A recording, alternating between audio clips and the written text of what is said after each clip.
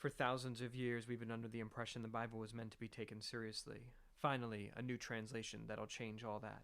This is Oh My God, What the Fuck Bible. Reach out, touch faith. Welcome to Season 5, Episode 6 of Oh My God, What the Fuck Bible with me, David Tuchman, at my house. Each week on the show, a guest joins me and tries to read a big chunk of my own personal translation of the Hebrew Bible while I make fun of it. And this time we're reading a portion known in Hebrew as kitetse and in English as You'll See.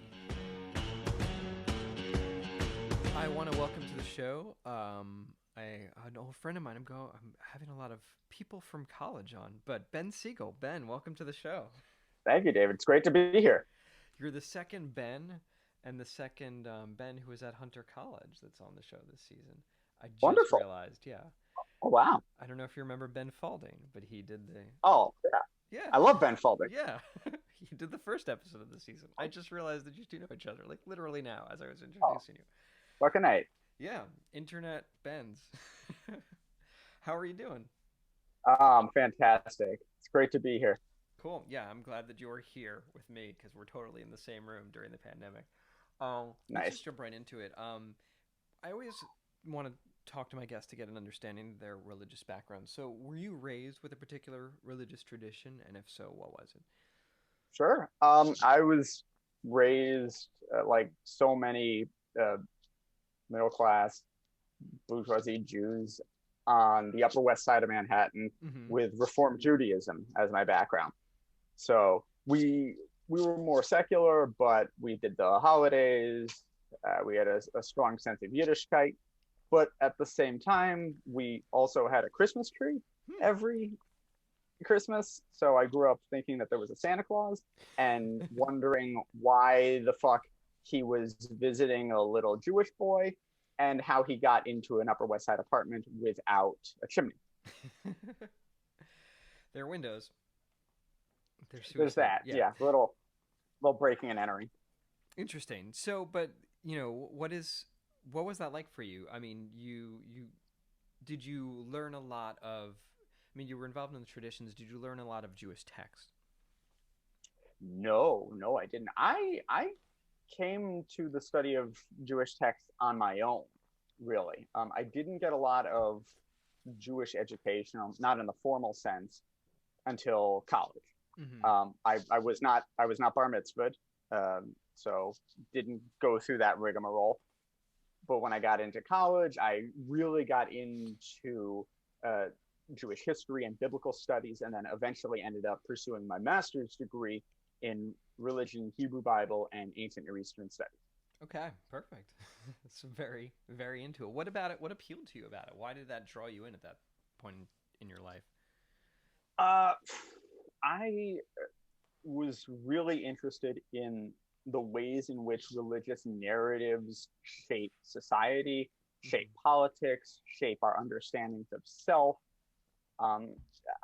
Even though I'm an atheist, I think that it's impossible to understand the modern world without understanding the ideologies that shape it. And religion, particularly the Bible, is really foundational for that. Mm-hmm. So how do they shape it? What are the top 3 ways? I guess that, well, first of all, that history has a meaning. Yeah. That there is sense to history and that we can understand our place in it. Interesting. At least in the American context, the notion that the American national project is something special, even divine. It has a lot to do with the European settlers to this country envisioning themselves as a kind of neo-Israelite who are settling this new land, this new world, as though they were the Israelites and the indigenous inhabitants are the Canaanites. Manifest and destiny. If anyone who's familiar with the Bible, yeah, exactly, and anyone that's familiar with that biblical narrative knows full well how that goes. Yeah. We weren't particular and nice to the people who were there. No, sir. We're not and are not. Yeah. Interesting. So let's switch to the present day. How do you identify, do you practice religion in any way now? How do you identify in terms of Judaism? I know you said you're an atheist, but that doesn't preclude one from being Jewish and acting Jewish. No, of course. I'm a Jewish atheist, but Mm-hmm. in that order, I think, because my Jewishness, my sense of identity within this ethno-religious minority group, uh, definitely not just shapes my sense of self, but when I say I'm an atheist, I say like I think we need to recognize that we're saying we don't believe in a very specific idea of God. Like Right. I don't believe in the God of the Hebrew Bible, or really any God for that matter. I think that all deities are socially, culturally, and historically conditioned. Mm-hmm. But at the same time, I have a very strong sense of Yiddishkeit. I'm very proud to be a Jew, and I don't practice a lot of rituals and ceremonies, but it's very important to me to teach uh, the text, teach some of the rituals to my child. Occasionally, we will do a Shabbat, but we are horribly, horribly lax about it. Or today really of rest for you in your own way. There's that, yeah. Yeah. What are some other ways that you bring Judaism to your life now?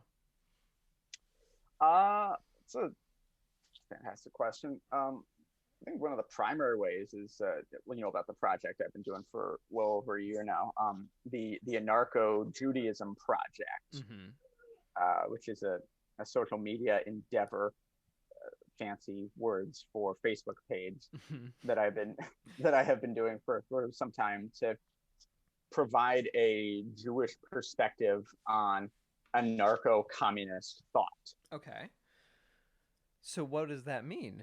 I think a lot of people have a perception of Judaism maybe as uh, you know, politically conservative to some extent, maybe politically liberal a lot, and Mm-hmm. then there's some understanding of it as socialist, Right. but maybe not necessarily anarchist. So where does that come from? Oh, there's a pretty extensive history of Jewish anarchists, Mm-hmm. both on the secular side of the spectrum as well as on the religious side. Mm-hmm. I've even done a little bit of writing on the subject of anarchism within the Hebrew biblical tradition. Hmm. And if we're understanding anarchism only as social organization that exists independent of capitalism and independent of the modern nation state that we understand it, then there's a whole hell of a lot of that in the Hebrew Bible. I guess that's true. There's no real state established in the Right. Bible and nothing like resembling how we would understand capitalism today. And I think a lot of that is in what we've been like what this season has been about, like establishing the rules Mm-hmm. for the land. Um, Yeah. there's a hierarchy certainly, Mm-hmm. but there's the capitalism as we know it does not exist there, Precisely. which is interesting. Which makes what you were talking about a little bit earlier interesting. How America sees itself as an embodiment of these people, because I feel like they get a lot wrong in terms of the Mm-hmm. society that they're told Right. to establish. Yeah. I mean, white Christians in America have this very specific idea of what Christianity is or what who Jesus is that is completely at odds with what the text says. But that's the thing about interpretation is that you don't necessarily need to read from the text to arrive at a meaning that serves you. You can read a lot into the text. Mm-hmm.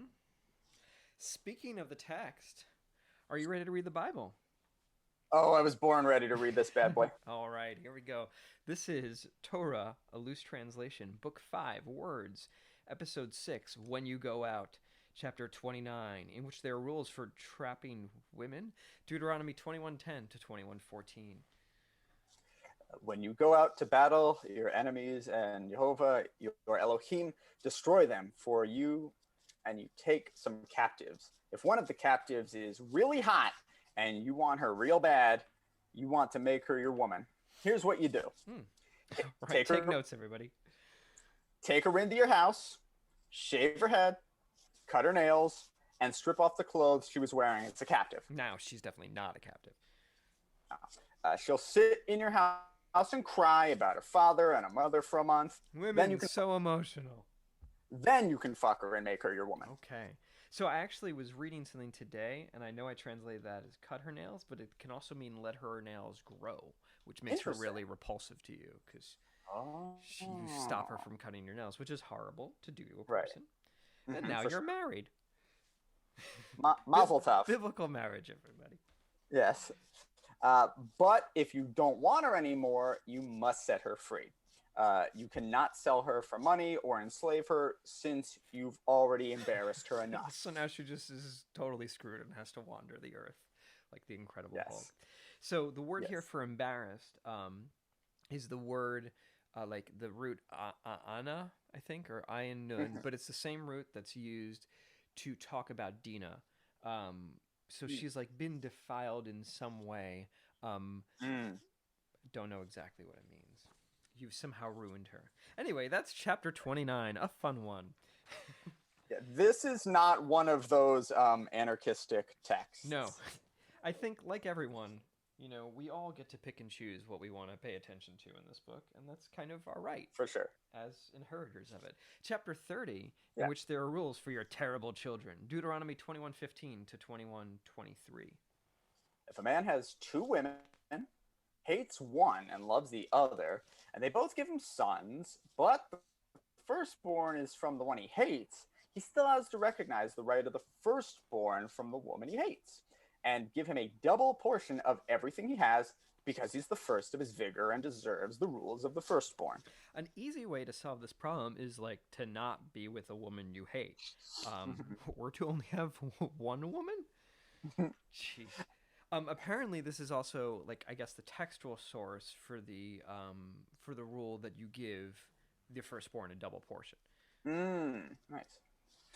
If a man has a disobedient and mischievous son who doesn't listen to the voice of his father and his mother. So this is this is a very famous text. This is the excuse me. This is the Ben Sorer Morer, and it's this this case, as you'll see soon, that seems a little bit really, really brutal. But one of the things that is pointed out here by the Talmud is that they say he doesn't listen to the voice of his father and mother. And what the rabbis have said is that his mother and father have to have the exact same voice for this biblical edict to apply. Let's keep going. So and they discipline him, and he still doesn't listen. They've tried nothing, and they're all out of ideas. His father and mother should bring him to the elders of the city by their area's gates. This is our son, they'll say to the elders. He is rebellious and doesn't listen to our voice. He's a meat glutton and a drunkard. So there is a lot in the Mishnah and the Talmud trying to add conditions to this so that this event never actually happens. Because I think they were like, whoa, how do we get this out of this book? So the voice part, the voice thing is just part of it. They also say that he has to drink wine and meat, like specifically the word refers to being a meat glutton. And the meat has to be raw or undercooked or cooked like quickly over a fire the way that a thief does. There's a whole debate over whether or not it has to be stolen for this to count. So that's a fun thing. And then like the measures of it to make him actually a drunkard or a glutton. Wow. The other thing, and I didn't know where to put this, is that he can only truly be considered a rebellious son if he does this while he's a child. And the way that child is defined is before his lower beard grows in. That's a fun new term I learned. Lower beard. So a prepubescent charcuterie eating alcoholic. Exactly, yes. Whose parents have the exact same voice. Wow. Amazing. All the men of the city will pelt him with rocks and he'll die. Yeah. Remove all evil from within you. All Yisrael will hear and be afraid. So I do think this section is interesting, though, because it's about like how even in the Talmud they were like, oh, there are parts of this that are just not good. And they came up with all these extra rules and conditions because they were like, we don't want anybody to ever actually do this. Please don't murder your children because they're rebellious. But I think what's interesting here is that everyone has to take part in it. So the parents have to be of one voice. Yes. And then all the men of the city are the ones participating in it. So it's this corporeal guilt that gets like passed around. Yeah, there's something that's very communal about a lot of this. Like when there's guilt on everyone. It's not just an individual. It's not a very individualistic society. Sure. Well, because the sin of this individual child, if it's not contained and prevented from being spread by the entire community, it will infect them all. Exactly. Yeah. And they'll all be eating raw meat. Fun times. If a man does a sin punishable by death, and you will kill him by hanging him on a tree. So, for some reason, there's another translation that has impale him on a stake, which is pretty different, but all right. You cannot let him stay on the tree. Bury him the same day, because a hanging body is a curse to your Elohim. Do not make the ground that Jehovah gave you as a possession yucky. So, for some reason here, the word is ground as opposed to like the land. Don't know why exactly. Maybe it's like really literally you can't make the land gross by having it be littered by corpses. I feel like, leaving a body out, not a great look. Right. But this is also the word for Adam, right? For the first person. Adama, yes, exactly. Yeah, that's interesting. Yeah. Like relating it to a human being. Anyway. Right. So who is the... Yeah, sorry, go on. No, go ahead. I was going to end the chapter. No. But...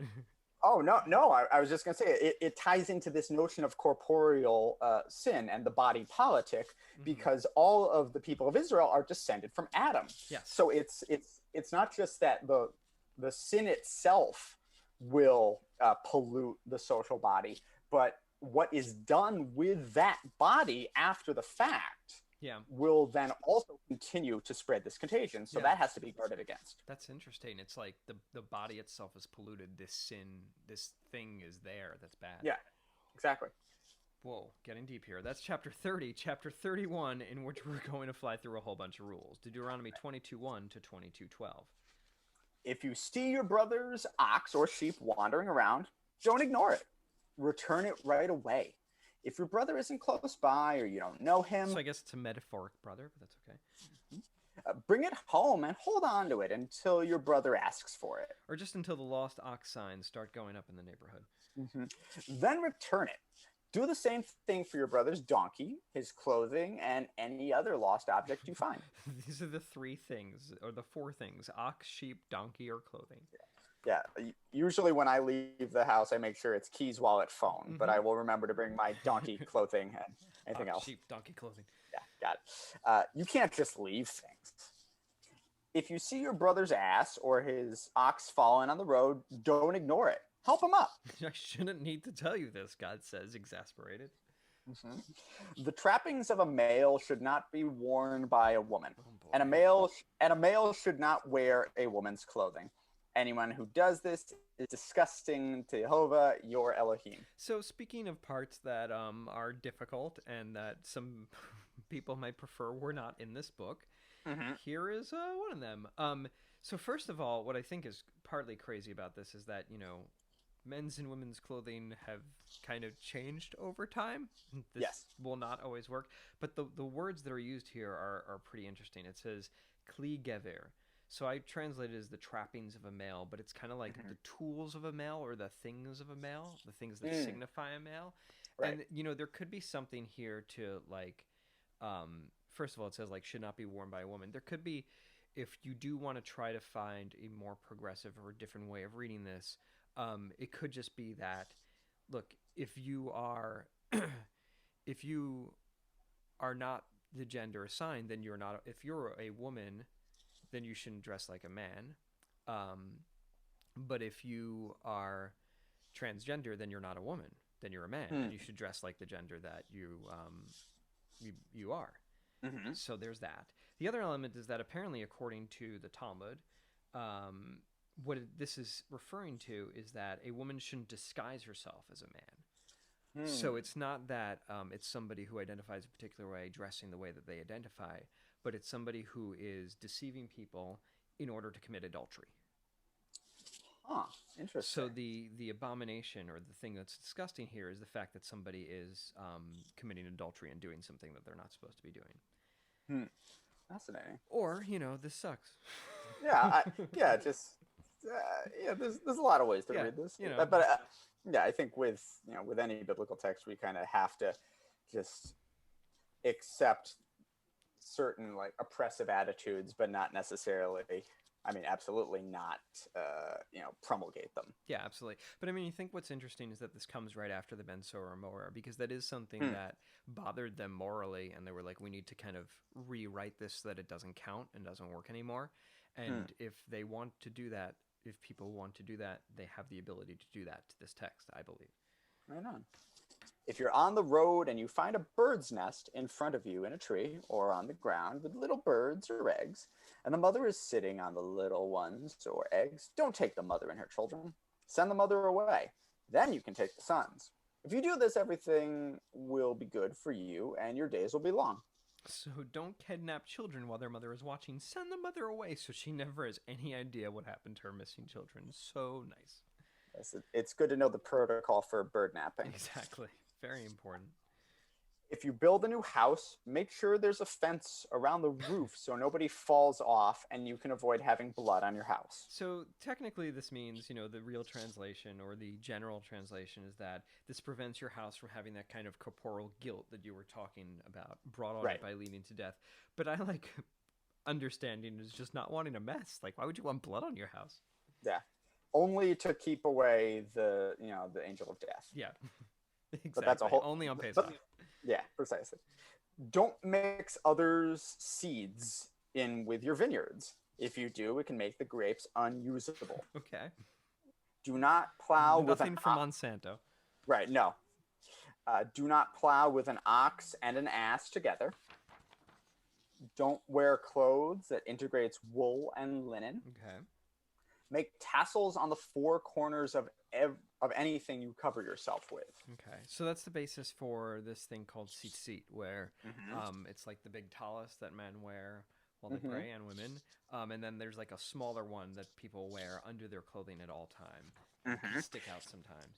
Right. You also see this kind of like four cornered protrusion on the Ark of the Covenant. And also in a lot of sacrificial altars in the ancient Near East. So I think in a couple of ways it has the sense of sanctifying your person by kind of making the way you dress almost a sacrificial ceremonial act. Interesting. Yeah. Well, that's chapter 31. This is chapter 32, in which these men really need to take responsibility for what they're doing. Deuteronomy 22:13 to 23:1.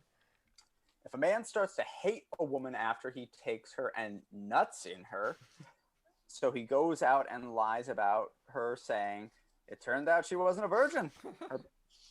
Her parents will bring proof of her virginity to the elders of the city at the gate. So how does that work exactly?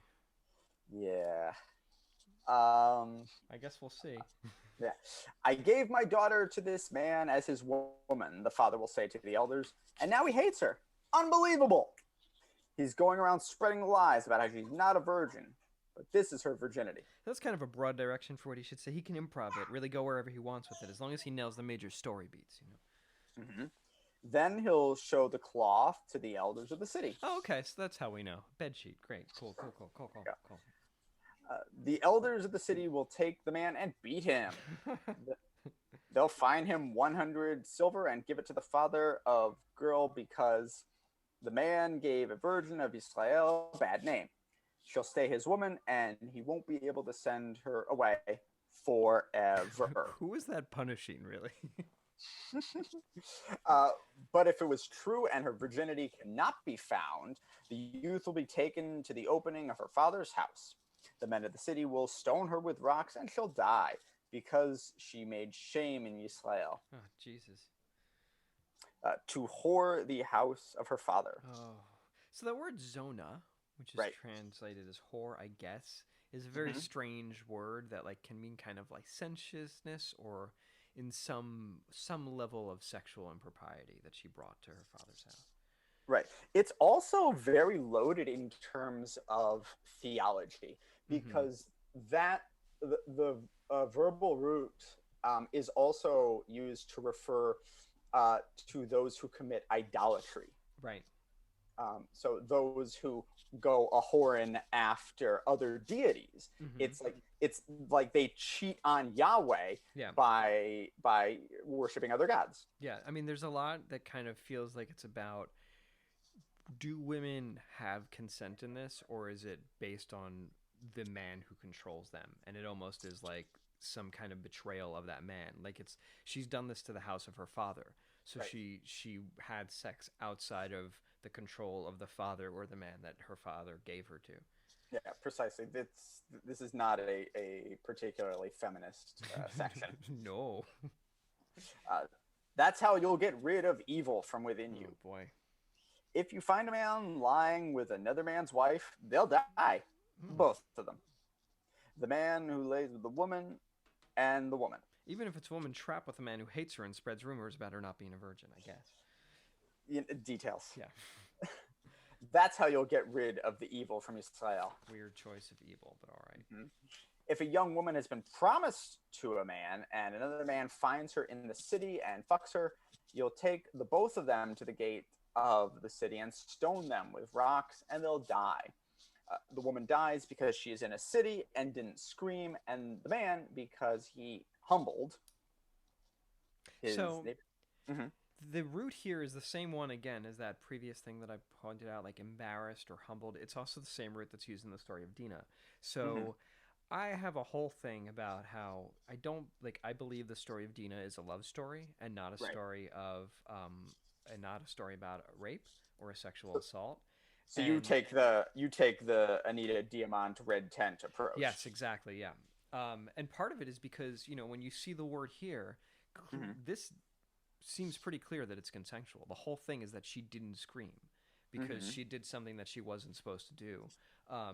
And again, she belonged to another man, and that's Mm-hmm. the issue with it. She had been like defiled in some way. There's also the issue here of identifying rape by the response of the woman.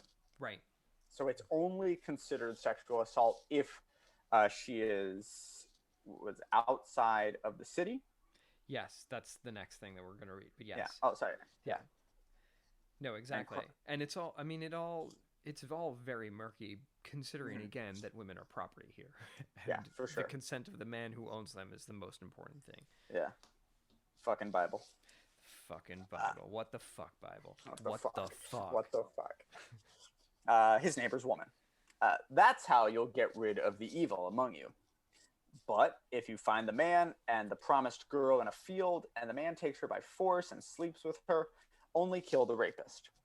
Don't do anything to the girl. She didn't commit a capital offense, because this is like a man rising against his neighbor and killing his soul. That's what this is like. Okay.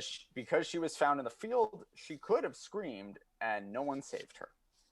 If a man finds a virgin girl who is not promised and grabs her, sleeps with her, and they're found, the man who slept with her will give her father 50 gold, and she'll be his woman. But because he humbled her, he can never send her away. Hmm. A man cannot take his father's woman. He shouldn't take his father's clothes. And that's Which really, 32. mm-hmm. Yeah. Yeah. What were you going to say? Another thing, it really speaks to this notion of women as property of men. Yeah. Immediately followed consideration of sleeping with the wife or woman of your father. You also can't take his clothes. Right, exactly. I mean, I think, I'm not sure if that part is metaphorical or not, but it's like you're removing your father's clothes by seeing his woman because she's him, and that's kind of like his nudity or something. Wow, interesting. Yeah, fun stuff. 33, in which we learn who's allowed to be in part of the group, Deuteronomy 23:2 to 23:9. Mm-hmm.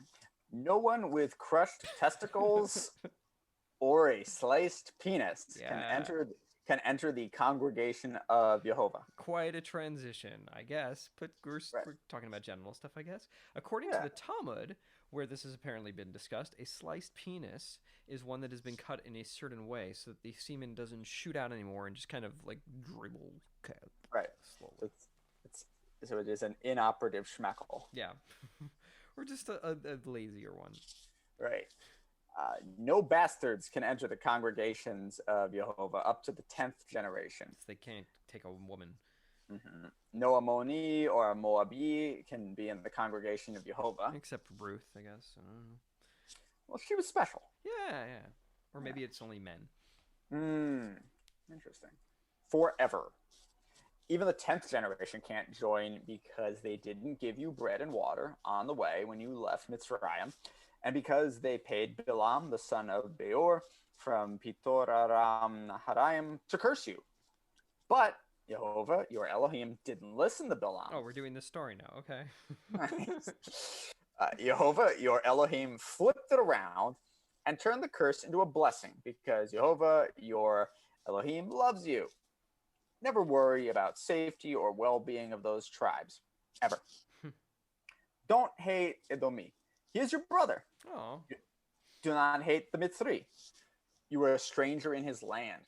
If you have sons, you can let them into the congregation of Jehovah starting at the 3rd generation. Okay. Yeah. I guess there's some forgiveness there. Not for the Well, once the so-called foreign influence is like bred out, then they can be incorporated into the congregation. Right. Yeah. Exactly. But there's like different times that's okay. Mm-hmm. And the Edomi, that's Esav. That's fine. That's Yaakov's brother. Don't worry about it.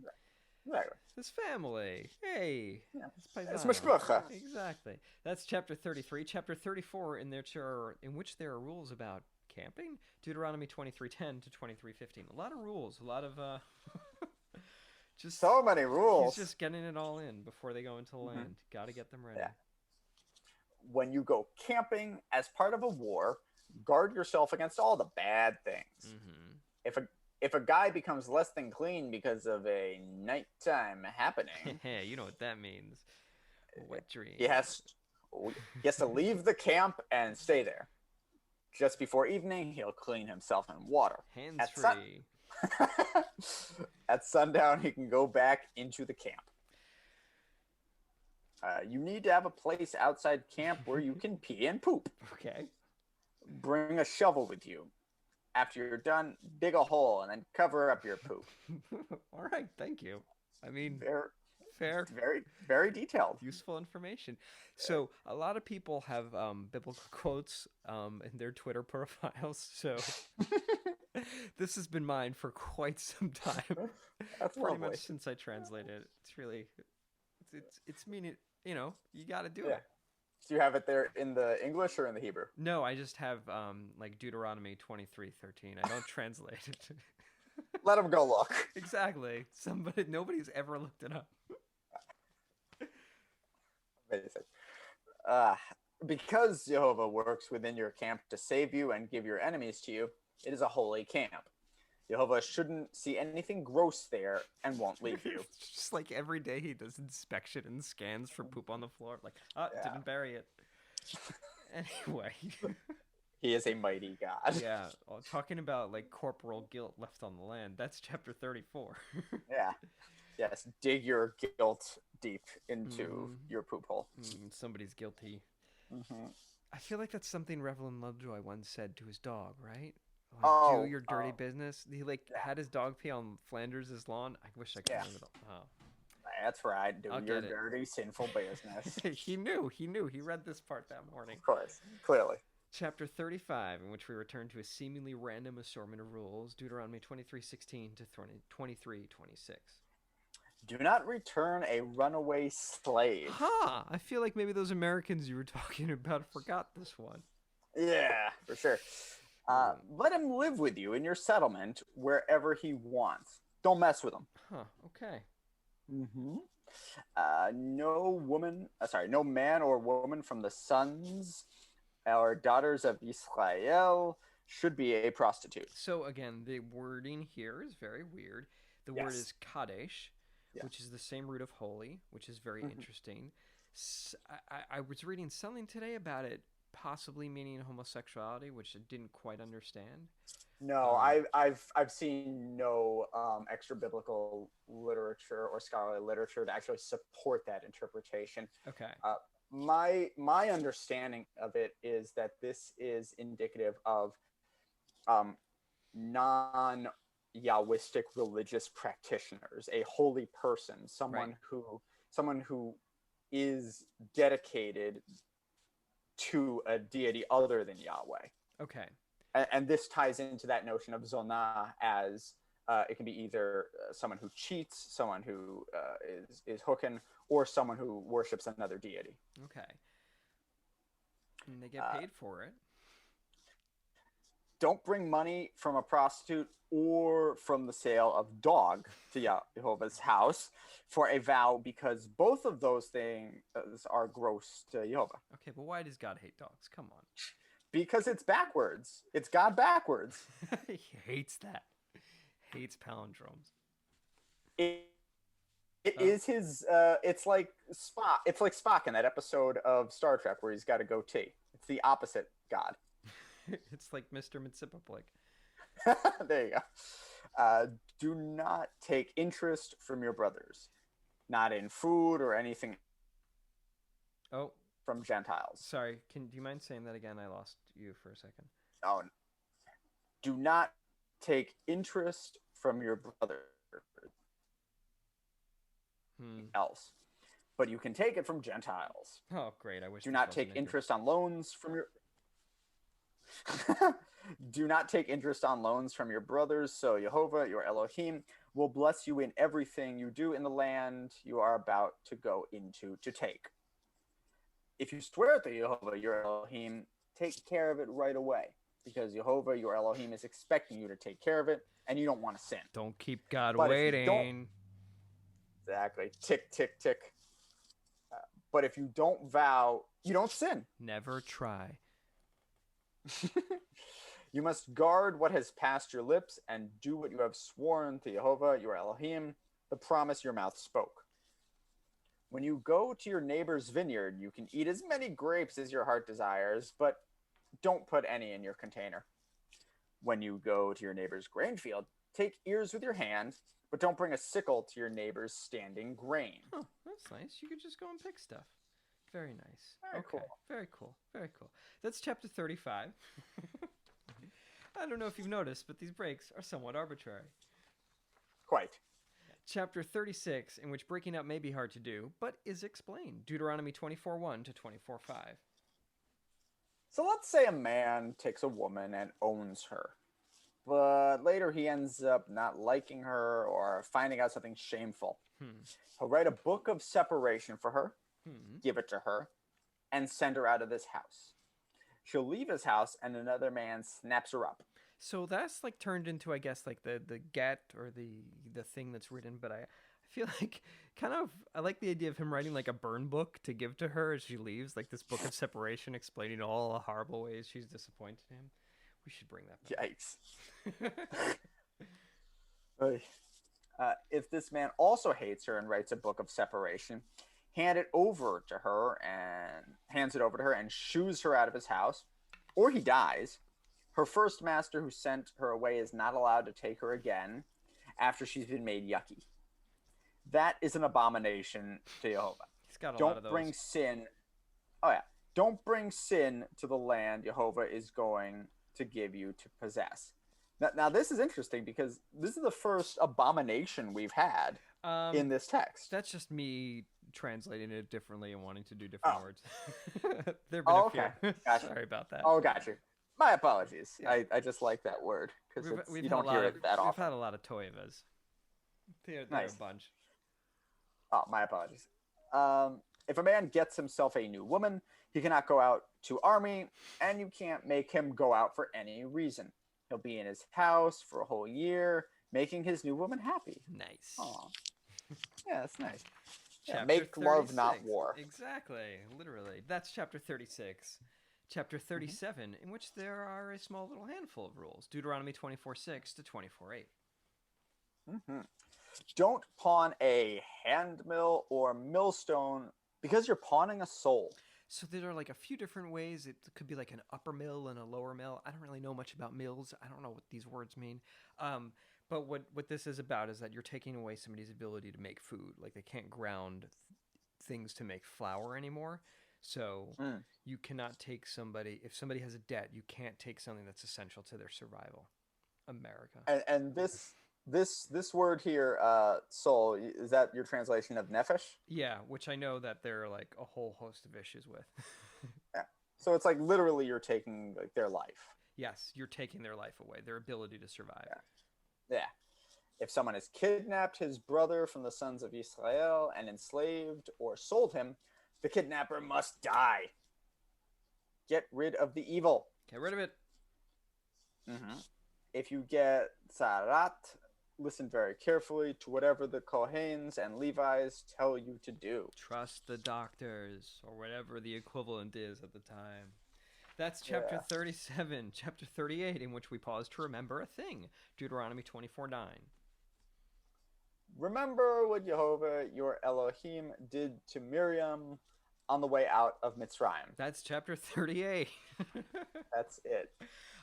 So no, there's like I'm just screwing around because I like to make funny chapter breaks, but this is where some people think, or some understandings are, that Miriam spoke poorly about Moshe's wife, and was given Sarat as a punishment.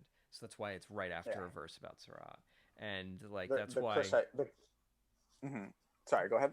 You can't speak ill or lashon hara, or you'll get Sarat. Right. The against the Cushite woman. Exactly. Yes. Really not nice. But also, Zipporah, she has a name. Yeah. But also in that section, she's not just speaking out against Zipporah. She's challenging Moses' authority to be a prophet, or at least a sole prophet. Because if we look back to Shemot, Miriam is identified as a prophet, as a prophetess. That's true. So she's also challenging his prophetic authority, but God comes down and marks her and delegitimizes her. Yeah, no, he doesn't like it when people challenge Moses. There's a lot of that. No. Very bad. Especially if they're women. Exactly. Anyway, chapter 39, in which we go back to rules, Deuteronomy 24:10 to 25:16. When you make a loan to your neighbor, you can't go to his house to take what he owes. No repo man. Ooh, I would love to have this instituted in America. You have to stand outside while your debtor brings out what he owes you. If he's a poor man, you can't sleep on his collateral. So I think like maybe that can mean that you can't take something that he uses to sleep on, like his sleep clothing or a bed, as collateral. Interesting. Oh, got you. Fascinating. You have to return it when the sun goes down so he can sleep in his own clothing and bless you. You'll be doing a charity before Jehovah, your Elohim. If you hire a poor or destitute person to do work, do not abuse them, whether they're your own brother or a stranger in your land and your gates. Pay him on the day he works. Don't let the sun go down on him. Don't let the sun go down on him. Because he is poor and his soul needs it. Otherwise, he will cry out to Jehovah and you will have sinned. Feel free to mistreat the rich, though. That's cool. Please, mistreat them, eat them. Don't give them food. Guillotine them. Wait. Don't. Don't give them money. Don't. Just don't. Do not kill fathers for their sons or sons for their fathers. Kill only people for their sins. Don't pervert justice for a stranger or an orphan. You can't pawn the clothing of a widow. Wow. Remember that you were slaves in Mitzrayim, and Jehovah, your Elohim, redeemed you from there, which is why I'm commanding you to do this stuff. When you harvest your harvest in your field and you forget a sheaf, don't go back to get it. It's gone, man. Forget it.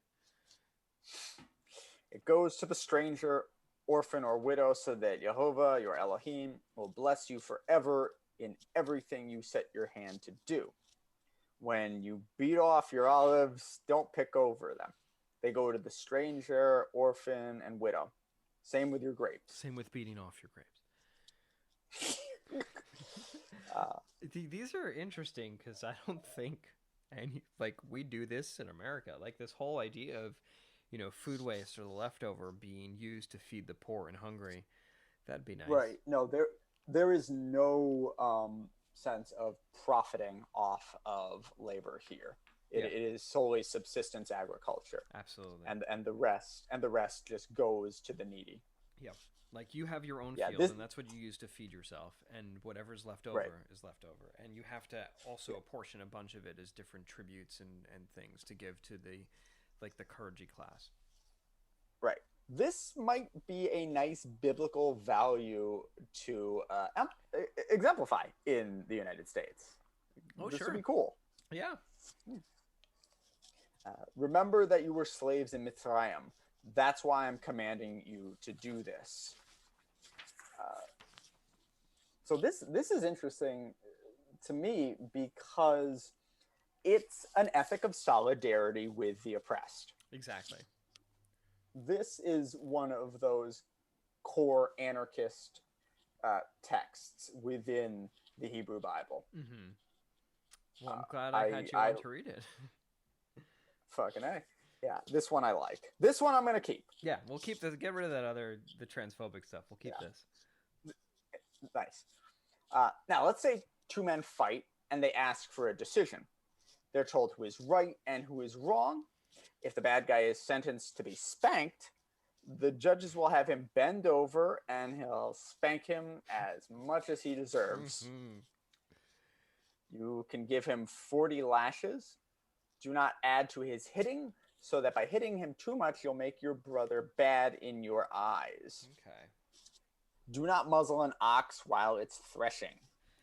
You gotta let the ox eat. Mm-hmm. If two brothers live together, sounds like a sitcom. And one dies without a son. Sounds less like a sitcom. Yeah. The woman of the dead one will not go outside. The brother of the dead guy will bone her and take her as his woman to do the levirate. I guess this sounds like a sitcom again? This is a very dark sitcom. Her first son will take on the name of the dead older brother so that his name is not erased from Israel. But if he doesn't want to take her, she'll go to the gates before the elders and say, "My man's brother doesn't want to raise his brother's name in Israel. He will not do the levirate." The elders of the city will call him and talk to him. If he stands strong, saying, "I don't want to take her," she'll go to him in front of the elders of the city, take his shoe off his leg, spit in his face, and respond, "This is what you do to a man who does not build his brother's house." This is the weirdest sitcom ever. Yeah. This is also illustrated in the narrative of the Book of Ruth. Right. Yes. I feel like we should bring this back just because it's weird and we need more weird things. Yes. Keep Bible weird. Yes. As though it were Austin, Texas or something. Exactly. His name in Israel will be the Shoeless House. And now we have a name for this sitcom. Yes. This is also what we call my house because we don't let people come in here with their filthy feet. This is a shoeless house. Yeah. If two men are fighting, a man and his brother, and one of their women comes to save her man from the guy hitting him, and she grabs him by the balls, cut off her hand. What? Don't let pity cloud your eyes. All right. It's aggressive. Yeah. I guess maybe because she might crush them and then he's not allowed into the congregation. Right, yeah. Yikes. Do not carry two different rocks, one big and one small. Don't keep two ephahs, one big and one small, in your house. Your rocks should be full and courageous. Wow. Which you will know. Which you will know if your rocks are full and courageous if somebody grabs them. Your ephahs should be full and righteous so that your days are long on the ground that Jehovah your Elohim is going to give you. Well, I get okay. So what this means, despite my opaque translation, is your measurements should always be honest and equal. You shouldn't have two sets of measurements and try to swindle people. Gotcha. Yeah, do not cheat people. Exactly. I like that. Nice. Anyone who does that, anyone who is dishonest, is despicable to Jehovah, your Elohim. Toeva. That's chapter 39. Whew. This has been fun. This has been a lot. Definitely. This is chapter 40, in which we are ordered to never forget to erase a memory. Deuteronomy 25:17 to 25:19. Remember when Amalek did to you on the journey when you left Mitzrayim, how they ambushed you on the road and murdered all the slow people at your back when you were tired and spent. They did not fear the Elohim. Guess what? When Jehovah, your Elohim, gives you all your enemies around the land that Jehovah, your Elohim, is going to give you as your possession to inherit, erase the memory of Amalek from under the sky. Don't forget. Oops. Well, that's chapter 40. That's episode 6. Whew, thank you. Oh, my pleasure. This was an intense chapter. This is a really intense chapter. I think this is the longest episode in... That was an intense chapter. It was an intense, like, whole Parsha thing. I think that's the longest one of this season. That was a lot, but thank you. That was fun. My pleasure. Now is the time of the show where we like to do a Devar Torah, which literally means Torah word. So I was wondering if you could try to sum up everything that we've just read into a single word. Oof. Do contractions count? Sure. Don't.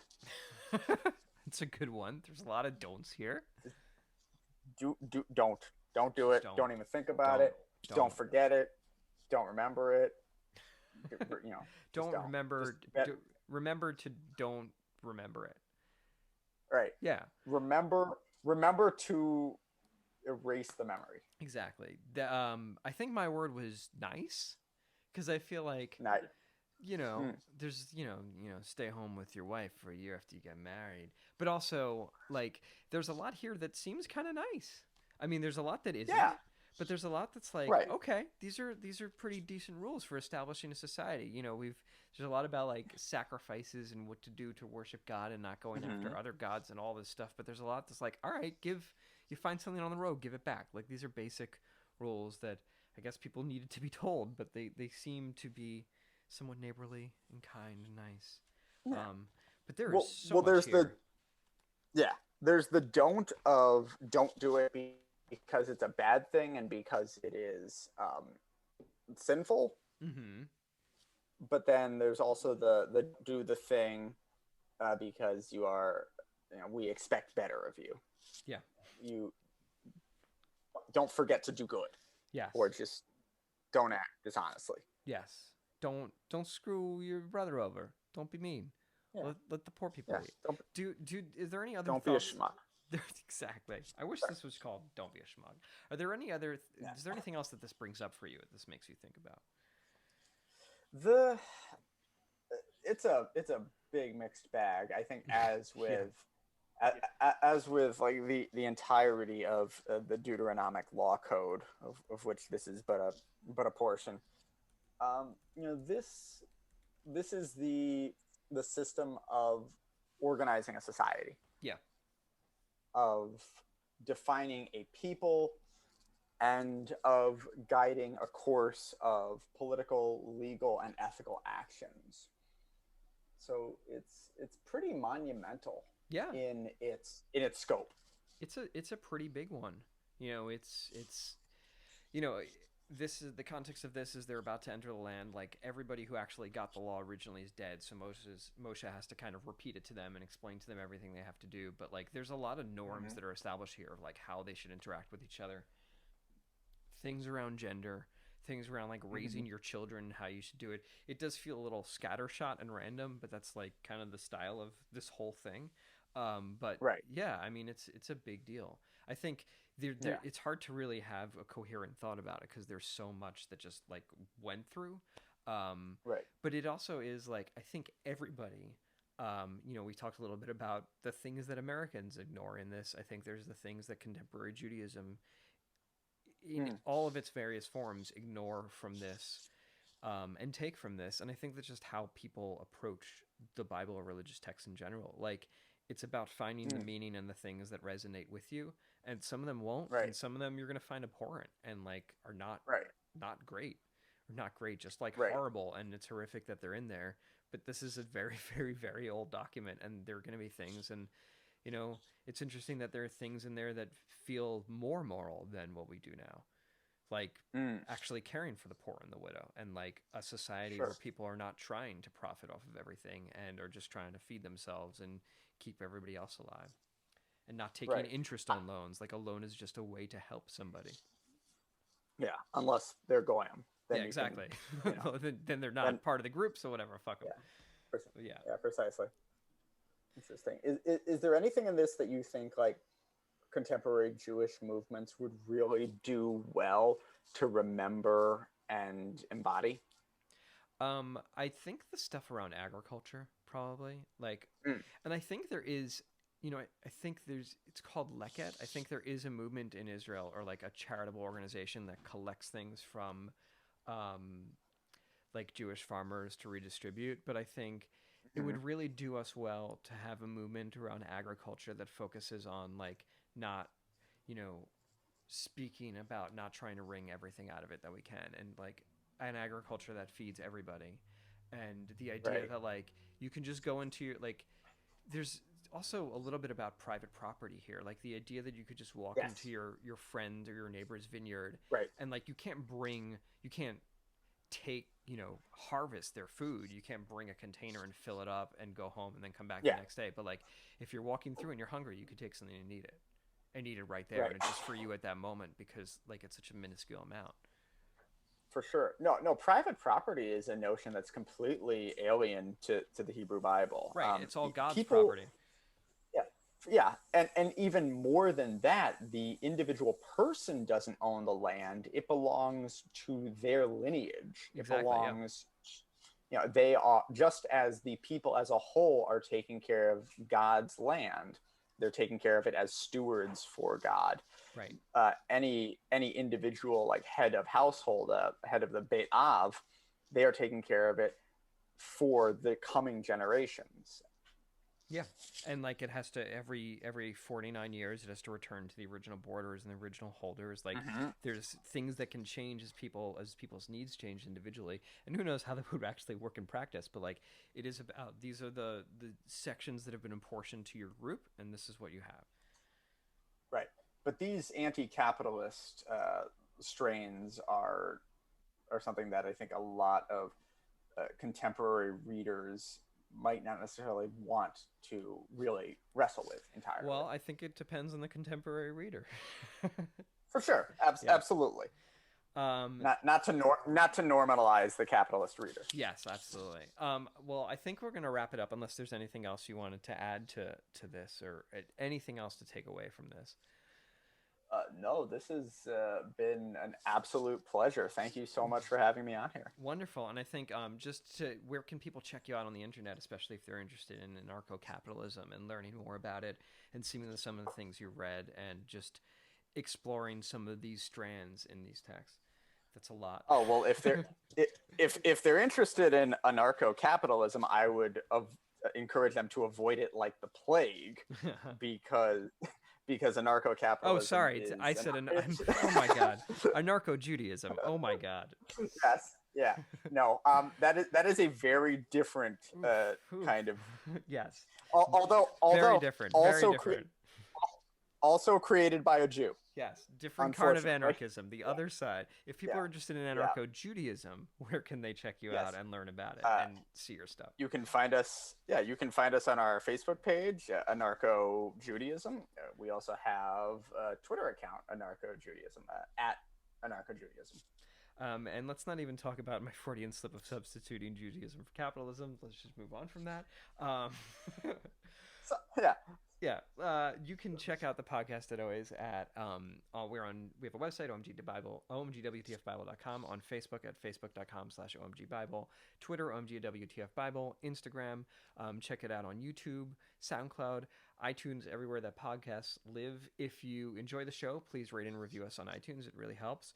If you don't like the show, go to anarcho-capitalist rally and just hang out there, because I don't know.